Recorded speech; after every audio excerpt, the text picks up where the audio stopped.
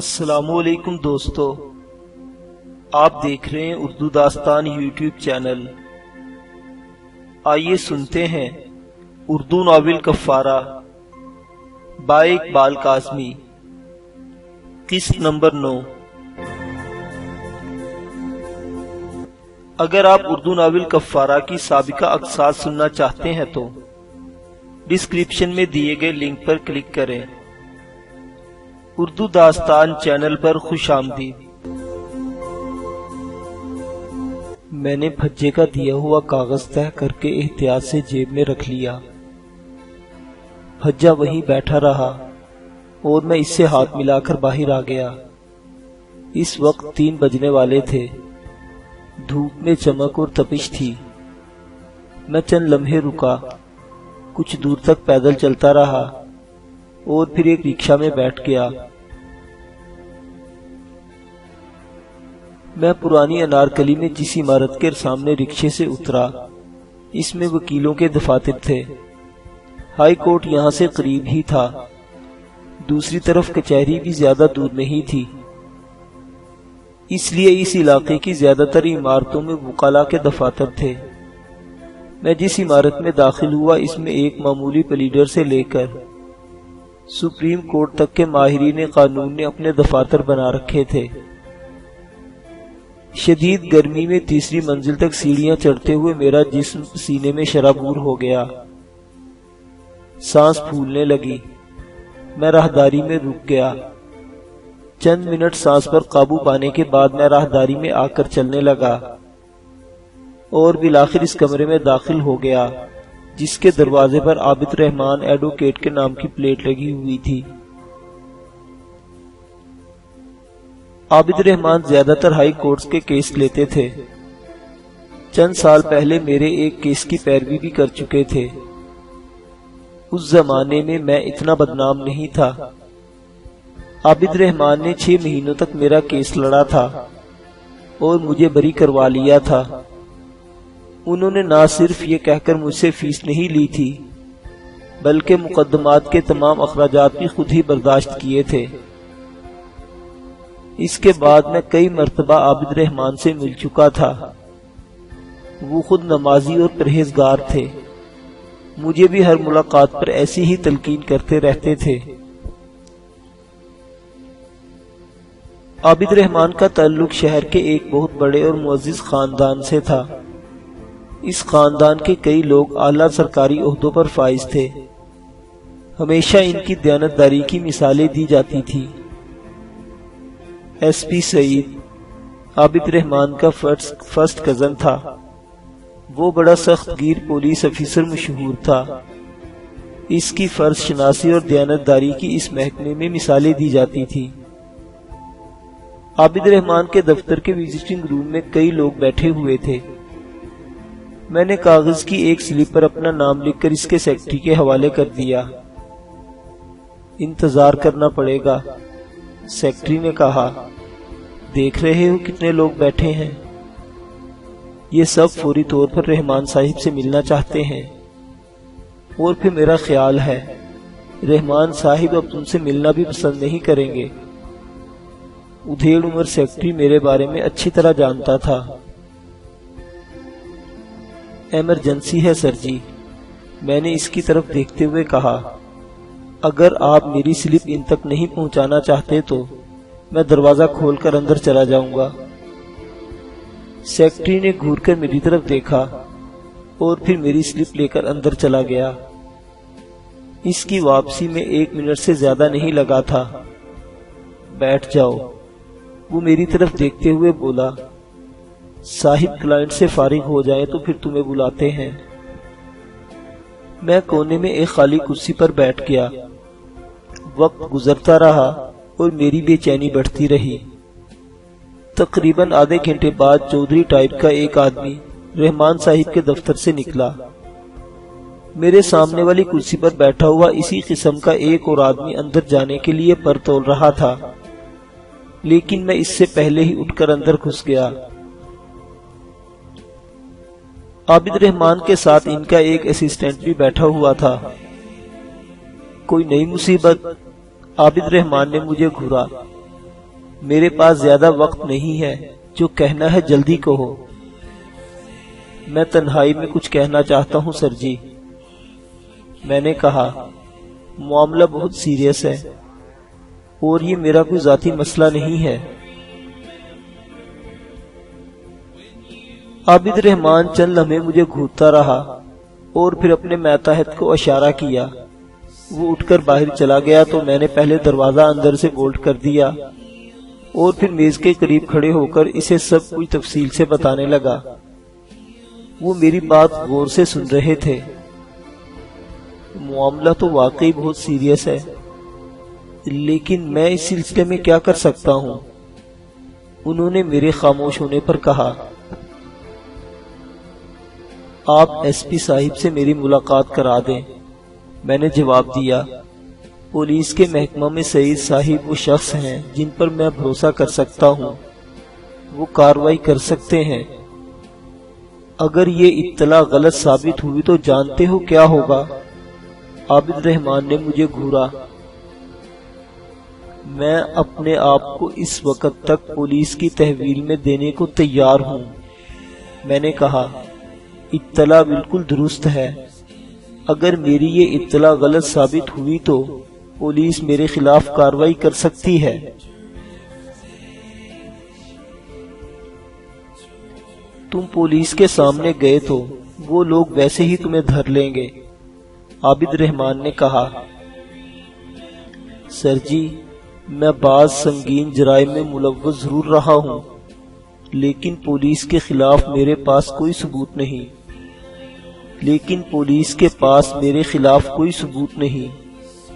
یہ پولیس والے کئی مرتبہ مجھے پکڑ کر سلاخوں کے پیچھے بند کر چکے ہیں، لیکن ہر مرتبہ انہیں چند گھنٹوں بعد ہی مجھے چھوڑنا پڑا۔ اگر اس اطلاع میں صداقت نہ ہوئی تو، یا مجھے ذرا سا بھی شبہ ہوتا تو میں آپ کے پاس کبھی نہ آتا۔ عابد رحمان چند لمحے تک میری طرف دیکھتے ہوئے کچھ سوچتے رہے، پھر فون کا ریسیور اٹھا کر نمبر ڈائل کرنے لگے۔ لائن ملتے پر وہ تقریباً 15 منٹ تک بات کرتے رہے، پھر ریسیور رکھ دیا اور میری طرف دیکھتے ہوئے بولے، پولیس اسٹیشن میں تمہارا جانا درست نہیں، سعید نے ہمیں ایک ریسٹورنٹ میں بلایا ہے، چلو وہ اپنے دفتر سے نکل رہا ہوگا۔ میں نے جلدی سے اٹھ کر دروازے کا بولٹ گرا کر دروازہ کھول دیا۔ پہلے عابد رحمان کو باہر نکلنے کا موقع دیا اور پھر خود باہر نکل کر دروازہ بھیڑ دیا۔ عابد رحمان کو دیکھ کر وزٹنگ روم میں بیٹھے ہوئے سب لوگ اٹھ کر کھڑے ہو گئے۔ عابد رحمان نے سب سے معاذرت کی اور اپنے اسسٹنٹ اور سیکرٹری کو کچھ ہدایات دے کر باہر نکل آئے۔ ہم دفتر والی عمارت سے نکل کر تقریباً 100 گز دور ایک معیاری قسم کے ریسٹورنٹ میں داخل ہو گئے۔ باہر شدید گرمی تھی، لیکن ریسٹورنٹ اندر سے ایئر کنڈیشن تھا۔ اندر داخل ہوتے ہی خنکی کا احساس ہوا تھا۔ یہ مہنگا ریسٹورنٹ تھا، یہاں گنے چنے لوگ ہی آتے تھے۔ اس وقت گاہکوں کی تعداد زیادہ نہیں تھی۔ ہم ذرا آگے جا کر ایک میز پر بیٹھ گئے۔ ایس پی کا دفتر بھی یہاں سے زیادہ دور نہیں تھا۔ چند منٹ میں ہی ایس پی سعید اندر داخل ہوا۔ وہ سادہ لباس میں تھا۔ ایس پی سعید کی عمر 45 کے لگ بھگ تھی۔ دراز قامت اور بہت سمارٹ آدمی تھا۔ پولیس کی وردی میں تو وہ شاندار لگتا ہی تھا، سادہ لباس میں بھی اس کی شخصیت بڑی پروقار تھی۔ دروازے میں داخل ہو کر اس نے ادھر ادھر دیکھا اور سیدھا ہماری طرف آ گیا۔ عابد رحمان صاحب عمر میں اس سے بڑے تھے۔ وہ تو اپنی کرسی پر بیٹھے رہے، البتہ میں نے اٹھ کر سلام کیا۔ تو تم ہو روفی؟ سعید مجھ سے ہاتھ ملا کر کرسی پر بیٹھتے ہوئے بولا۔ خوش قسمت ہو جو اب تک بچے ہوئے ہو، لیکن جس دن تمہارے خلاف کوئی ثبوت مل گیا وہ تمہاری آزادی کا آخری دن ہوگا۔ بہرحال بتاؤ قصہ کیا ہے؟ مجھے ایک بار پھر شروع سے سب کچھ بتانا پڑا۔ وہ بڑی توجہ سے میری باتیں سنتا رہا۔ آخر میں نے کہا، یہ اطلاع بالکل درست ہے سر جی، میں چھاپے کے وقت آپ کے ساتھ رہوں گا۔ اگر یہ اطلاع غلط ثابت ہو تو آپ مجھے وہیں گولی مار دیجیے گا۔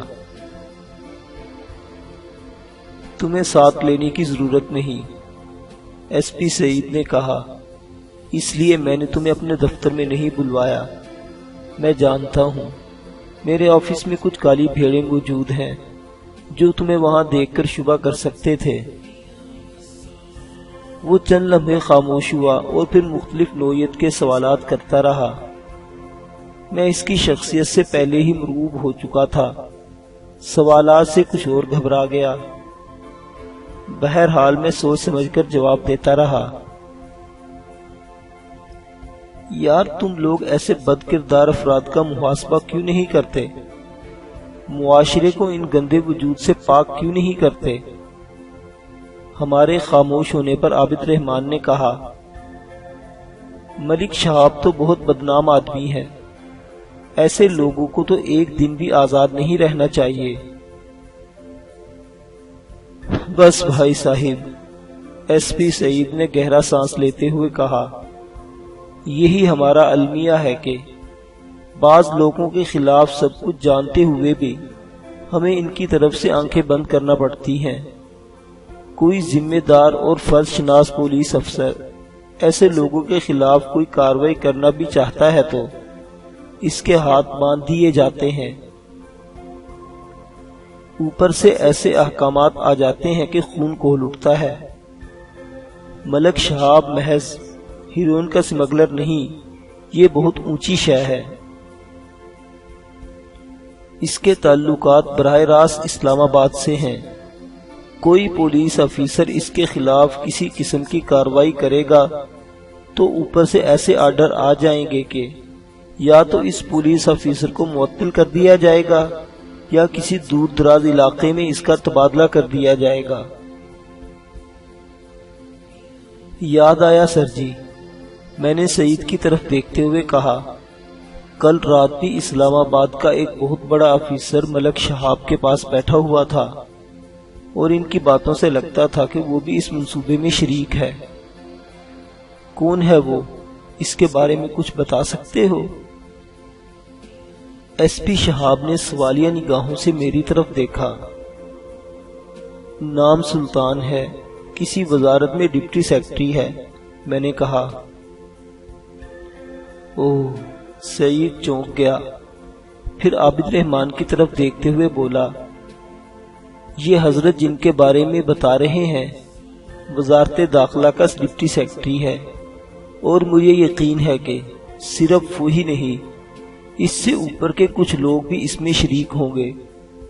میں اپنے بعض اعلیٰ افسروں کو بھی جانتا ہوں جو ملک شہاب کے نمک خوار ہیں۔ انہیں ملک کی سلامتی اور قومی مفادات سے زیادہ ملک شہاب کے مفادات عزیز ہیں۔ ملک شہاب پر ہاتھ ڈالنا کوئی آسان نہیں، اس کے لیے بہت اوپر سے اجازت لینی پڑے گی جو کبھی نہیں ملے گی۔ مگر سر جی،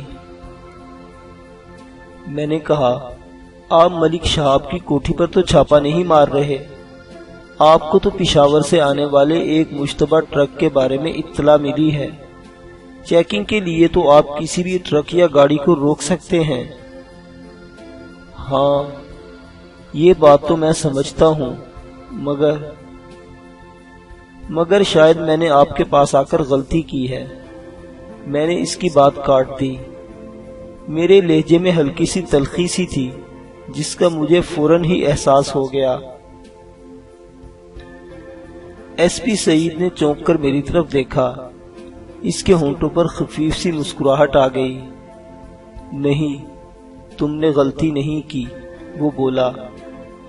یہ بھی تم نے ٹھیک کہا کہ مجھے کسی ٹرک کے بارے میں خفیہ اطلاع ملی تھی، جس پر میں نے ٹرک کو روک کر تلاشی لی تو اس کے خفیہ خانوں سے بڑی مقدار میں ہیروئن برآمد ہوئی۔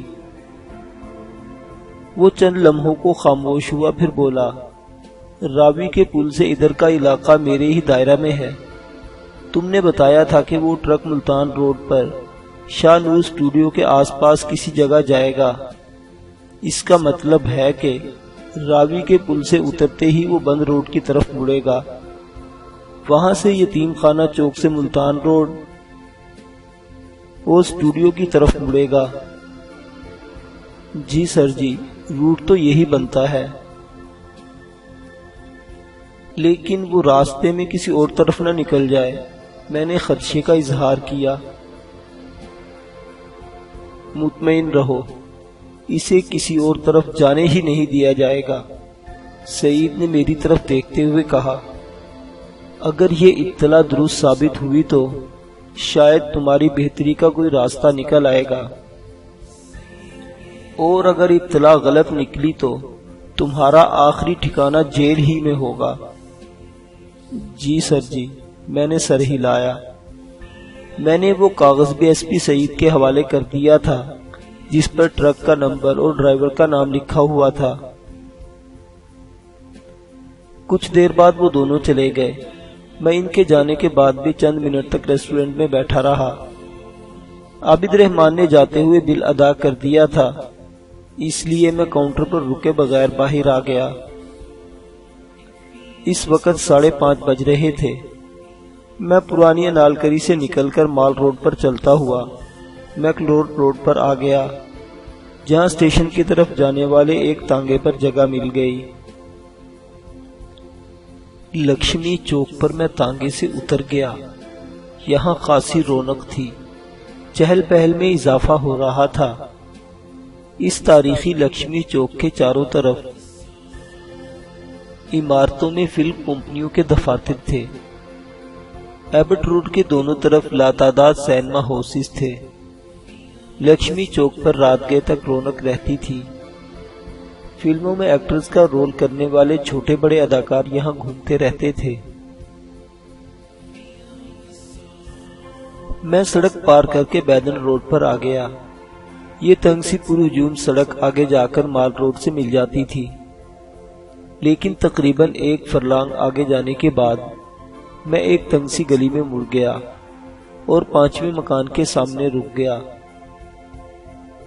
اس وقت شام ہو چکی تھی، گلی میں اندھیرا پھیلنے لگا تھا۔ میں نے مکان کے دروازے پر ہلکی سی دستک دی تو 1 منٹ بعد دروازہ کھل گیا۔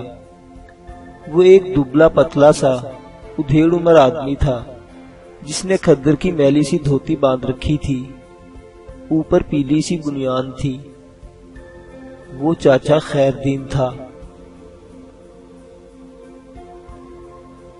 یہ مکان بھی میرے ان چند اڈوں میں سے ایک تھا جن کے بارے میں بہت کم لوگ جانتے تھے۔ چاچا خیر دین اس مکان کی دیکھ بھال کے لیے یہاں رہتا تھا۔ وہ موچی تھا جو گلی کے موڑ پر اپنا ٹھیلا لگائے بیٹھا رہتا اور شام کا اندھیرا پھیلنے سے پہلے ہی اپنی دکان سمیٹ کر مکان میں آ جایا کرتا تھا۔ میں پچھلے 3 دنوں سے اس مکان میں مقیم تھا۔ آپ اتر، میں ابھی دکان بند کر کے آیا ہوں، اندر بیٹھ جا، میں تیرے لیے چائے بنا کر لاتا ہوں۔ چاچا خیر دین کہتا ہوا باورچی خانے کی طرف چل گیا۔ اس مکان میں صرف 3 کمرے تھے، ایک داخلی دروازے کے ساتھ جو بیٹھک کے طور پر استعمال ہوتا تھا۔ آگے مختصر سا صحن تھا جس کے ایک طرف غسل خانہ اور باورچی خانہ تھا، دوسری طرف اوپر جانے کے لیے تنگ سی سیڑھیاں، اور سامنے 2 کمرے تھے جن میں ایک چاچا خیر دین کے استعمال میں تھا اور دوسرا میرے استعمال میں۔ میں نے اپنے کمرے کا دروازہ کھولا، پھر بتی جلائی اور پنکھا کھول کر چارپائی پر ڈھیر ہو گیا۔ دن بھر کی اس بھاگ دوڑ میں بری طرح تھک گیا تھا اور کچھ دیر آرام کر لینا چاہتا تھا، کیونکہ آدھی رات کے بعد مجھے پھر ملک شہاب کی کوٹھی پر جانا تھا۔ لیکن اس سے پہلے جو کچھ ہونے والا تھا میں اس سے بھی باخبر رہنا چاہتا تھا۔ لیٹے لیٹے میری آنکھ لگ گئی تھی، مگر چاچا خیر دین کی آواز سن کر میں اٹھ کر بیٹھ گیا۔ اس نے چائے کا کپ قریب کی تپائی پر رکھ دیا۔ اس کے دوسرے ہاتھ میں مٹی کا روغنی پیالہ تھا جو چائے سے لبالب تھا۔ وہ ہمیشہ پیالے ہی میں چائے پیا کرتا تھا۔ آج میں نے دن میں کئی مرتبہ چائے پی تھی، مگر چاچا خیردین کے ہاتھ کی بنائی ہوئی چائے کا مزہ ہی کچھ اور تھا۔ میں چارپائی پر پیر لٹکا کر بیٹھ گیا اور چائے کی چسکیاں لیتے ہوئے چاچا خیردین کی طرف دیکھنے لگا، جو کرسی کے بجائے دری پر بیٹھا ہوا چائے سڑک رہا تھا۔ چاچا خیردین اپنے زمانے کا بہت بڑا بدماش ہوا کرتا تھا، لوگ اس کے نام سے ہی تھر تھر کانپتے تھے۔ وہ جس طرف سے گزرتا تھا لوگوں کو سانپ سونگھ جاتا تھا، بڑا ٹہکا تھا اس کے نام کا۔ لیکن پھر پتہ نہیں کیا ہوا کہ چاچا خیردین تائب ہو گیا۔ اس نے بدماشی چھوڑ دی اور شرافت کی زندگی گزارنے لگا۔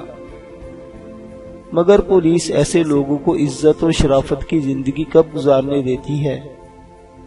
خیردین کو بھی طرح طرح سے پریشان کیا جانے لگا۔ علاقے میں کہیں بھی کوئی گڑبڑ ہوتی، خیردین کو پکڑ لیا جاتا۔ خیردین پولیس کے ہاتھوں گدھوں کی طرح پٹتا، لیکن اس نے کبھی کوئی رد عمل ظاہر نہیں کیا۔